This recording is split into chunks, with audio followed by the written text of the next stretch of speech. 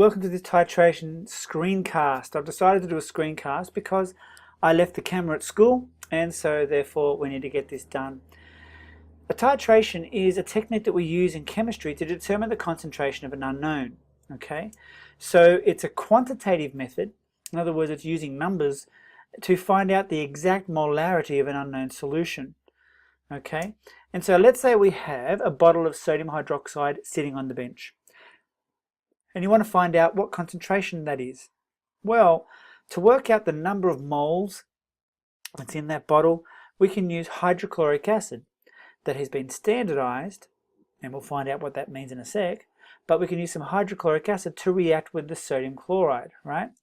So if we don't know that concentration, we need to understand that hydrochloric acid is a known solution, okay? So if we know the number of moles that we have in hydrochloric acid, then we can work out the number of moles of sodium hydroxide because it's a 1-to-1 ratio. Okay, and this basic idea of working out the number of moles of a solution and therefore its molarity is called titration, and it's also known as volumetric analysis. Okay, so our understanding of moles, balanced equations allow this to occur, but only if the volumes and concentrations of one of the reactants is known. Okay, and that brings us to the concept of a primary standard. So what is a standard? Well, a standard is a substance to which we compare values of another substance.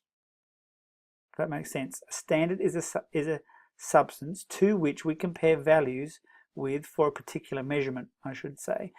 So think about some standards that we know. Well, we have the mass standard, kilogram, right? We compare all the masses that we measure on our balances at home, our balances in the lab. All those balances have been calibrated to a known standard. And the known standard is a platinum iridium alloy that's kept safely in France. Okay, it has only changed mass by, I think, about 57 or 53 micrograms because of reactions with the air, but it's pretty stable. And so what we do is we compare other masses to this. What's another standard? Well, the mole.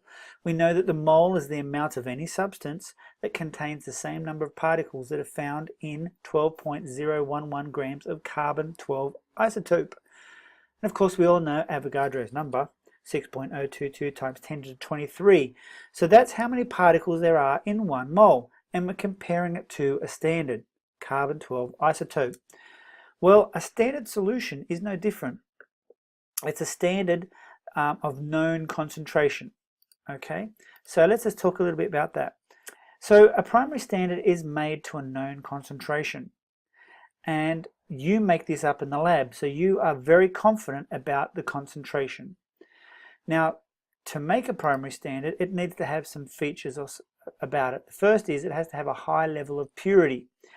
So when you're making the solution up, you're using the formula to calculate the molecular mass and therefore to calculate the mass needed. If it's not pure, then your calculations are not going to be accurate. So we need to make sure it has a high level of purity. We need to make sure it's stable. So there's no use making up a solution and it starts to break down, and therefore when you use it in the titration, it's not going to be representative of how much you use because it's broken down. It has to have a high molecular mass. If you go to measure it out on electronic balance, you want to make sure that it's easy to measure, and you're only measuring it to 1, maybe 2 decimal places because it's got a high molecular mass. So it minimizes error in weighing. It's free of moisture and it's soluble in water, right? What about a secondary standard? Well, a secondary standard is one that you have standardized with a primary standard. So if we skip back to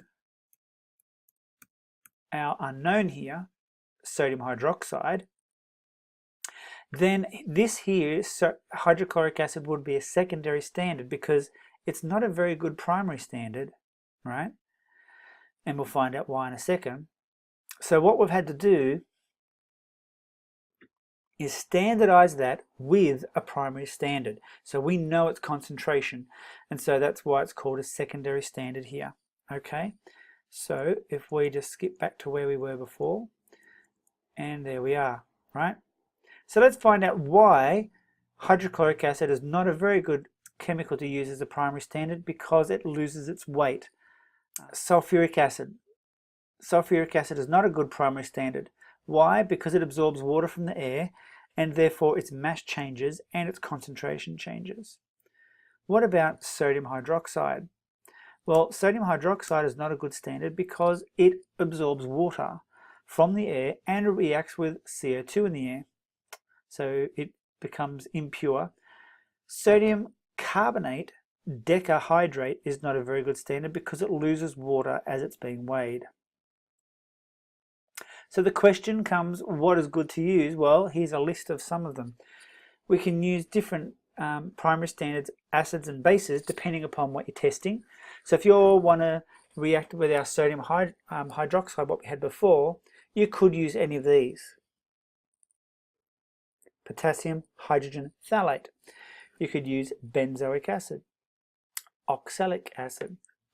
If you want to work out the concentration of an acid, let's say you've got vinegar and you want to work out the concentration of the vinegar, you could use any of these basic primary standards. So sodium carbonate, and that's actually the anhydrous version. Anhydrous means no water. Sodium hydrogen carbonate or borax. Okay, so that's it for this video. Okay, in the next video we're going to be looking at how we start to set up a titration and how we prepare the equipment, etc. for it. Alright, I'm going to go now, have a drink, lubricate my vocal cords, because it's getting hard on the vocal cords, especially when you swallow a fly. Alright, so I'll see you in the next video.